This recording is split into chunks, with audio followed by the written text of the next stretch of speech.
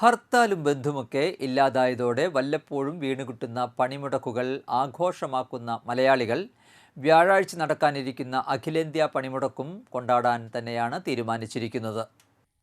പണ്ടൊക്കെ ഹർത്താലും ബന്ധുമൊക്കെ അടിക്കടി ഉണ്ടാകാറുണ്ട്. ഇതൊക്കെ നേരത്തെ പ്രഖ്യാപിക്കുകയാണെങ്കിൽ വീണുകിട്ടുന്ന ഒഴിവു ദിനം ആഘോഷമാക്കാൻ വേണ്ടതെല്ലാം വീട്ടിലൊരുക്കിയും പണിമുടക്ക് തുടങ്ങും മുൻപേ തന്നെ എവിടേക്കെങ്കിലും ടൂർ പോയും ഇതെല്ലാം ആഘോഷിച്ച ഒരു കാലമുണ്ടായിരുന്നു. പിന്നീട് കോടതി ഇടപെടലും മറ്റുമായി ഹർത്താലും ബന്ധുമൊക്കെ ഇല്ലാതായതോടെ മലയാളികൾ ഇതിനുവേണ്ടി കാത്തിരിക്കുന്ന സ്ഥിതിയുമായി. വ്യാഴാഴ്ച അഖിലേന്ത്യാ പണിമുടക്ക് ഉറപ്പാണോ എന്ന് പലരും ആവർത്തിച്ച് ചോദിച്ചിരുന്നു. പണിമുടക്കുണ്ടെന്നറിഞ്ഞതോടെ പലരും യാത്ര പ്ലാൻ ചെയ്തു. വ്യാഴാഴ്ച പണിമുടക്ക്, വെള്ളിയാഴ്ച ഒരു ലീവ് എടുത്താൽ പിന്നെ ശനിയും ഞായറും, അടുപ്പിച്ച 4 ദിവസം എവിടേക്കെങ്കിലും പോകാം.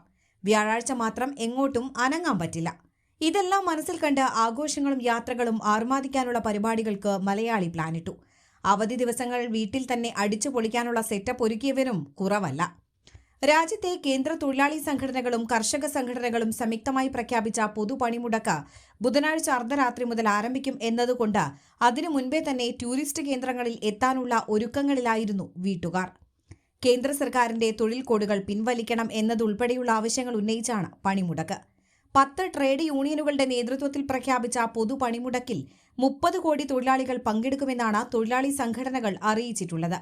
ബുധനാഴ്ച അർദ്ധരാത്രി 12 മണിക്ക് ആരംഭിക്കുന്ന 24 മണിക്കൂർ പണിമുടക്ക് വ്യാഴാഴ്ച അർദ്ധരാത്രി 12 മണി വരെയാണ്. സ്വകാര്യ ബസ്, KSRTC ജീവനക്കാരും പണിമുടക്കിൽ പങ്കെടുക്കുന്നതിനാൽ ഗതാഗതം സ്തംഭിക്കും.